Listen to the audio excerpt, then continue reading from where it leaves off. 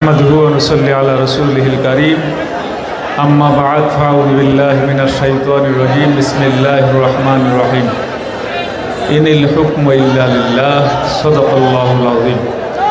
আলহামদুলিল্লাহ, ইসলামী শ্রমিক আন্দোলন বাংলাদেশ কেন্দ্রীয় কমিটি শাখা কর্তৃক আয়োজিত আজকের এই বিশাল জনসমুদ্রে উপস্থিত অধ্যকার জনসমুদ্রের নয়নের মণি, বাংলার লক্ষ কোটি মানুষের হৃদয়ের স্পন্দন নায়েবে আমিরুল মুজাহিদিন হযরত মাওলানা সৈয়দ মোহাম্মদ ফাইজুল করিম সাহেব দামাত বারাকাতুহুল আলিয়া উপস্থিত আছেন।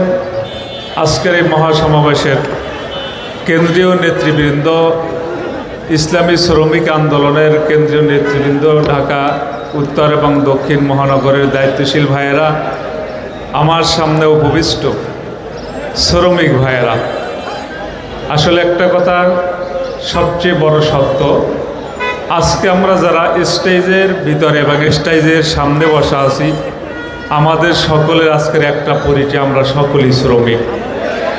যেহেতু আজকে শ্রমিক আন্দোলনের সমাবেশ, ইসলাম যেভাবে শ্রমিকের মর্যাদা দিয়েছে অন্য কোনো ধর্মের ভিতরে সেইভাবে শ্রমিকের মর্যাদা দেওয়া হয়নি।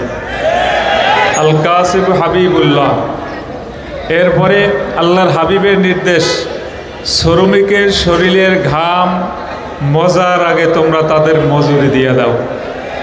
যুগ যুগ ধরে আমাদের এই শ্রমিকদের ন্যায্য অধিকার ফিরিয়ে আনার জন্য আন্দোলন চলতেছে, সংগ্রাম চলতেছে, কিন্তু যেই দ্বারায়, যেই পথে, যেই মতে আমাদের আন্দোলন করা দরকার, আমি বলবো সেই ধারা আমরা শনাক্ত করতে আমরা ভুল করেছি। কারণ ইসলাম পারে আমাদের ন্যায্য অধিকার নিশ্চিত করতে। অন্তত পক্ষে বাংলাদেশের বেলায় আমরা বলতে পারি, শ্রমিকদের ন্যায্য অধিকার যদি আমরা বাংলার জমিনে ফিরিয়ে আনতে চাই, ইসলামী আন্দোলন ছাড়া বিকল্প কোনো রাস্তা নাই। আমরা যদি শ্রমিকদের ন্যায্য অধিকার ফিরিয়ে আনতে চাই, মহতারাম আমিরুল মুজাহিদের নেতৃত্বে ছাড়া বিকল্প কোনো পথ আমরা খোলা দেখতেছি না। কারণ এদেশের জনগণের সাথে বারবার ধোঁকা দেওয়া হচ্ছে।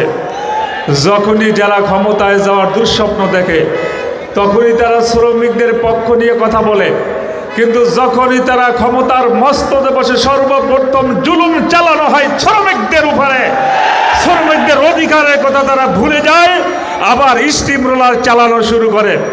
এই জন্য আমি সকলকে উদাত্ত আহ্বান জানাবো, আমরা যদি শ্রমিকদের ন্যায্য অধিকার ফিরিয়ে আনতে চাই, মহতারাম আমিরুল মুজাহিদিন এবং নায়েবে আমিরুল মুজাহিদিন সহ কেন্দ্রীয় নেতৃবৃন্দ আমাদেরকে যেভাবে দিক নির্দেশনা দিতেছেন, সামনে যেভাবে নির্দেশনা দিবেন, এই নির্দেশনা পালন করতে আমি আশা করি ইসলামী আন্দোলনের নেতাকর্মীরা ঝিমিয়ে পড়তে পারে না, ইসলামী আন্দোলন নেতাকর্মীরা ঘুমাইতে পারে না, ইসলামী আন্দোলন নেতাকর্মীরা ইসলামী আন্দোলনের যত নির্দেশনা আসুক না কেন, প্রয়োজনে জান দেবে, প্রয়োজনে মাল দেবে, প্রয়োজনে জীবনকে পিলিয়ে দিয়ে হলো এদেশে ইসলামী হুকুমত অবশ্যই কায়েম